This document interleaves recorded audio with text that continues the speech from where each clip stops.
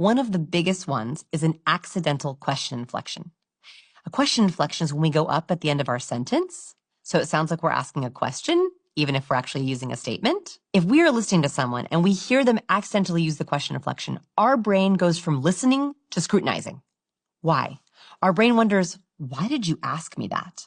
Liars typically accidentally use the question inflection. If I say to my daughter, did you take the cookie from the cookie jar? And she goes, no. Yeah. Liars are asking, do you believe this? A volume drop is another vocal cue of deception. So when we're anxious or nervous, we will lose volume and we lose breath. So if you hear someone who's speaking, I hear this a lot in sales calls, so someone will, I always know what part of a sales presentation makes my entrepreneurs the most nervous because they lose volume during that part of their presentation. So it sounds like this. So let's move on to our team. So our founding partners are me, myself, Joe, Jimmy, and we all met at NYU. And we're going to now talk about, like, I'm making it obvious for you, but if you're listening for it, you'll hear where someone is like, they literally lost fuel. They literally lost breath. So a sudden drop in volume is a very interesting cue to like double click, like, what just happened there? How do you feel about your co-founder? How long have you known each other? Anything we should know about that? How's the relationship? That's where I would aim most of my investor questions if I was hearing that volume drop on that specific area. That's vocal.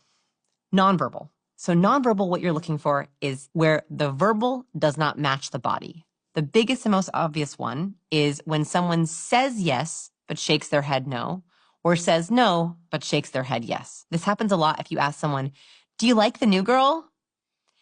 Yeah, she's great. Right? You see that 100%, yeah. all the time. Yeah. And people, they don't realize they're doing it, but they're shaking their head no. They do not like that person. You'll also see this with mismatched facial expressions. And the biggest one for liars, the research finds, is disgust. So disgust is an expression that people make without even realizing it. And this is across cultures.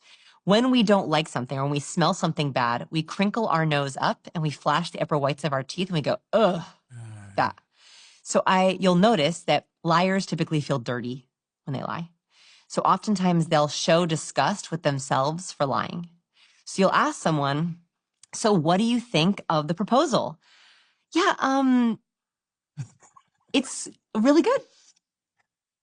And they might even sniff. And so you'll see this activation here. By the way, no one does that naturally. Like, right, this is a very unnatural way to hold my face, but we do it when we feel disgusted. What I will do is I will share a proposal to someone. I will talk about something and I watch for any disgust.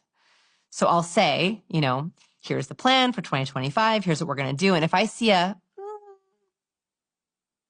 I know that team member or that person is like not that into it. And that's when I double click. Any questions? How do you feel? Steven, do you like this idea? Yeah, I love it. Yeah, no. Horrible.